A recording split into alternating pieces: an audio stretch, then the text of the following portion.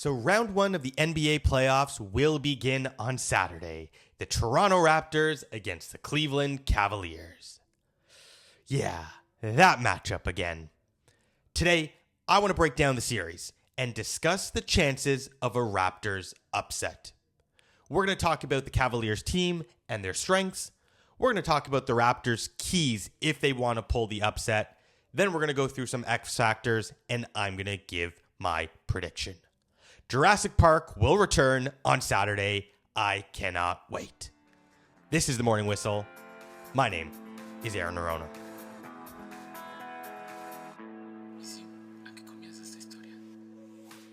So the Raptors won all 3 games they played against Cleveland this year. Does that give us a leg up? Well, not really. All 3 of those games took place before December, and the Cleveland team has changed a lot since then. Now, the team went 50-32. It was actually their worst regular season in the last 4 years, but they made some big changes at the deadline that they hope will get them over the hump this year. Of course, the big move was trading Darius Garland for James Harden, but they also added some depth, acquiring Keon Ellis and Dennis Schroder, remember him at the deadline, along with getting back Max Strus, who had been injured for most of the season. And so what that leaves us with is a team that is incredibly different from a group that we saw 4 months ago. Let's break them down. So they have a lot of strength at the guard position. James Harden and Donovan Mitchell are their go-tos. And around the rim, they have a lot of defensive strength with Jarrett Allen and Evan Mobley. How will they line up? So here's what we're expecting. And we don't know for sure because they've had 41 different starting lineups this year, but we think it'll look like this. Jarrett Allen at center, Evan Mobley. At the small forward, it'll either be Max Strus or Dean Wade, with Harden and Mitchell in the backcourt. And here's the deal with the Cavs. They are simply dynamic offensively. They had the 6th best defensive rating in the NBA, and that got even better later in the season when they brought in Harden. And their shooting is lethal. I know we've often made fun of James Harden for shooting a lot late in his career, but since coming to the Cavs, he's locked it down. He shot .435 from behind the arc since putting on that jersey. And in addition to him, we know Mitchell can shoot the 3, and they also have Sam Merrill, who's an outstanding 3-point shooter. He shot also .421 this season, making 3 threes a game. On top of that, they have Max Strus and Jalen Tyson. All 5 of those players averaged more threes a game made than our best 3-point shooter, which was Emmanuel Quickley. So they have the edge there big time. At forward, they're a little more traditional. Allen will not stretch out to the arc, so Jakob Poeltl will like that matchup a lot better than some of the other centers. And Evan Mobley will shoot the 3 a little bit, but he's not going to create as much. He's going to be in and around the basket. They do make life hard when you drive, so like Jamal Shed, be careful. But their guards are not as comfortable guarding. We know Harden isn't a great defender and can be vulnerable to switches. So this is a group where we are going to be outgunned offensively, but we do have the ability to step up and defend them. And they have some players who we can get favorable matchups with. So how do the Raptors match up? Well, we're assuming they're going to go with largely a 9-man rotation. And that would be Poeltl at center, Barnes, Ingram, Barrett, and then IQ at the point. And then in terms of the bench, Mamukelashvili will be the big, Shed the backup point guard, Jacoby Walter, as well as Murray Boyles as our wings.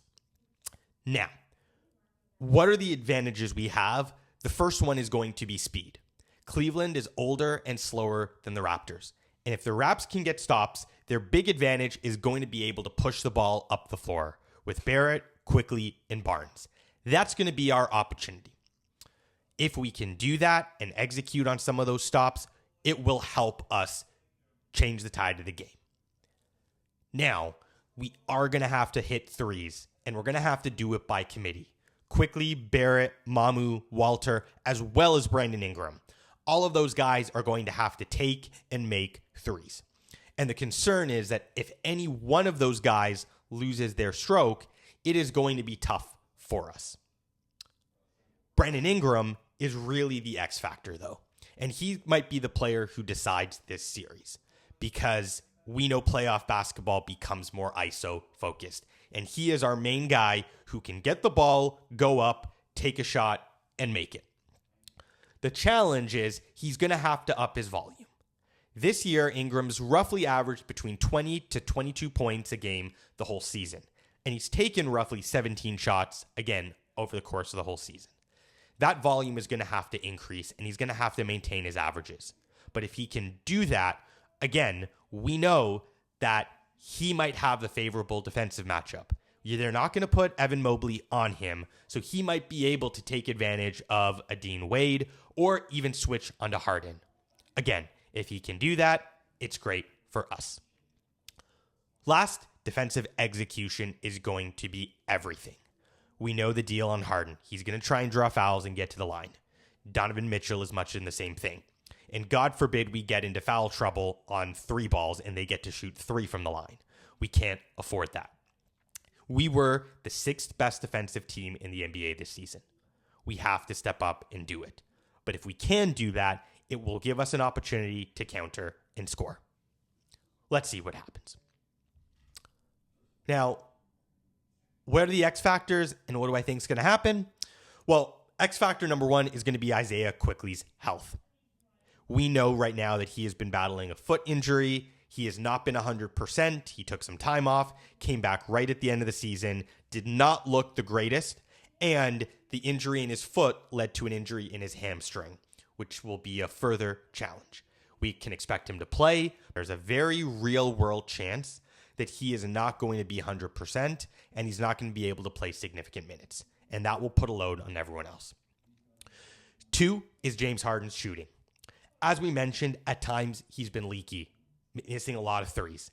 And we've seen that in the past with him in the playoffs. Since coming to Cleveland, his shooting, specifically on catch and shoot plays, has been very good. If he can maintain that shooting, it's going to be really hard for the Raptors. However, history tells us it becomes harder for him to execute in the playoffs. Last is Brandon Ingram's ability to drive to the basket and draw fouls.